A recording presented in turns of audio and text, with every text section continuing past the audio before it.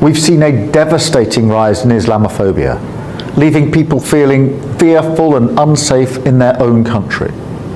I've heard firsthand of women wearing hijab who are too scared to travel by public transport, of Muslim families being abused as they leave the mosque. The surge in Islamophobia is simply appalling. Muslim women and girls disproportionately targeted, mosques forced to ramp up security, and British Muslims questioned as if they are terrorists. I do not want Britain to be a place where British Muslims are not able to be their whole selves, where they feel they must hide or tone down who they are for fear of being attached to views that are not their own, where they're asked to apologise for the actions of people who do not act in their name. Our Britain is one where the enormous contributions of British Muslims are recognised and celebrated, their stories heard, their lives free from discrimination. As leader of the Labour Party, I am indebted to the contributions of Muslim members, activists and politicians who make our party what it is today. I'd like to thank Muslim organisations and mosques who work tirelessly to raise awareness and shine a light on the scale of Islamophobia. In a Britain perpetually locked in debates over identity and integration, Sir Keir Starmer has taken a decisive step that is already sending tremors through Westminster's cautious corridors. At a time when the political conversation is dominated by the cost of living, housing shortages, and immigration enforcement, the Labour leader declared this week that the UK has a serious problem with Islamophobia, insisting it is time the nation faces this reality head-on. Starmer's remarks, delivered during a roundtable with Muslim community leaders in Birmingham, mark one of his clearest interventions on the topic to date.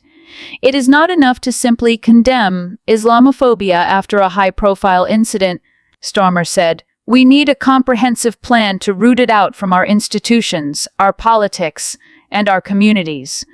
Predictably, the reaction was swift and divided. Some senior Labour figures hailed the move as overdue, while others, particularly on the right, accused Starmer of diverting attention from issues like grooming gangs, anti-Semitism, and extremism, raising familiar arguments about selective focus. But the political calculation here is clear. Labour knows that it cannot take Muslim voters for granted, especially as concerns grow that disillusionment with mainstream parties is pushing some voters towards disengagement or smaller parties. After Gaza protests saw Labour MPs heckled in their own constituencies, Starmer's team appears keen to demonstrate that Labour will stand firm against the rising tide of hate crimes reported by British Muslims, which have surged during geopolitical flashpoint. It is, of course, a high-stakes move for Starmer. In a political landscape where the right often frames discussions of Islamophobia as woke posturing, Labour risks a backlash from voters who see these conversations as ignoring legitimate security concerns or cultural integration date. For Starmer, whose leadership has often been characterized by cautious positioning, this is a rare moment of direct confrontation. The broader question, however, is whether Starmer's Labour can translate this rhetoric into policy. Critics point to Labour's own shortcomings, including past delays in addressing Islamophobia within its own ranks and local party structures. Others wonder whether this will materialise into practical steps, such as funding for hate crime prevention, community outreach programs, or updated anti-discrimination frameworks that include Islamophobia explicitly. In the end, this move reflects something larger, a leader attempting to carve out moral clarity on a sensitive issue in a country that often finds it easier to talk about race and religion abroad than to confront the prejudices that exist within its own postcode. The next general election may still be months away, but with this statement, Starmer has signaled the kind of leadership he intends to offer, one willing to name problems others sidestep, even if it risks uncomfortable headlines. Whether this will resonate with voters, many of whom are exhausted by culture war narratives, remains to be seen. So Lisa Nandy, the Culture Secretary, is talking to the BBC Director General about how it was that these comments came to be broadcast. And I do think there are questions for the BBC and Glastonbury to answer about how such comments were platformed. I mean, always have to tread carefully in government, because we don't want to go down the authoritarian and Orwellian path of starting to dictate to artists or indeed to broadcasters who you can and can't have on. That's not the kind of country I want to live in. But at the same time, the comments we heard yesterday were completely appalling. I actually think they were a publicity stunt and very self-serving, because what we should be talking about is, if you care about the conflict in the Middle East, we should be talking about the fact that, perverse irony here, there are still people who are at a music festival, just like Glastonbury, Israelis, who were abducted, kidnapped, raped, murdered, and in some cases are still being held hostage. This week there was a Palestinian village in the West Bank set on fire by Israeli terrorist settlers. And in Gaza, I met this week with the Red Cross and the Red Crescent, who were warning me not just about the humanitarian catastrophe we already see today, but the genuine risk of famine as soon as the autumn. So these are serious issues. They require serious solutions and a focus of the entire international community.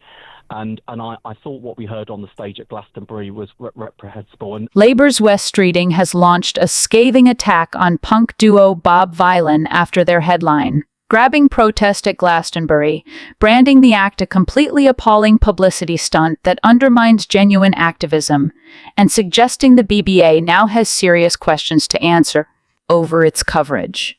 Speaking on Sunday, Streeting did not mince words. There's a difference between raising concerns about government policy and staging a cheap, self-serving publicity stunt in front of thousands of festival goers, many of whom are there to escape, not to have chaos thrust in their faces. Streeting, who has sought to position himself as part of Labour's pragmatic wing, added, "It is completely appalling to hijack a cultural event for a stunt that risks inciting division rather than constructive debate." Bob Vylan's message was not activism. It was a headline grab at the expense of genuine campaigners working to change policy through democratic means. Streeting also turned his sights on the BBC, questioning why the broadcaster amplified the protest without adequate editorial framing or challenge. The BBC has serious questions to answer about how it platformed this. Public service broadcasting should not uncritically elevate inflammatory stunts under the guise of cultural coverage, he said, hinting that Labour would expect robust conversation about BBC festival policies if it enters government. Yet, Streeting's comments may resonate with voters fatigued by disruptive protest culture, especially as the country faces cost of living pressures, waiting list crises, and housing challenges.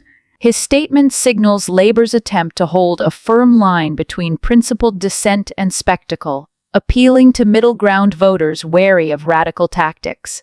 Ultimately, the Glastonbury protest, and the furious reaction to it, reflects a deeper tension within British politics and culture. In an era of global crises and rapid information cycles, what is the appropriate role of artists, broadcasters, and politicians in responding to public anger?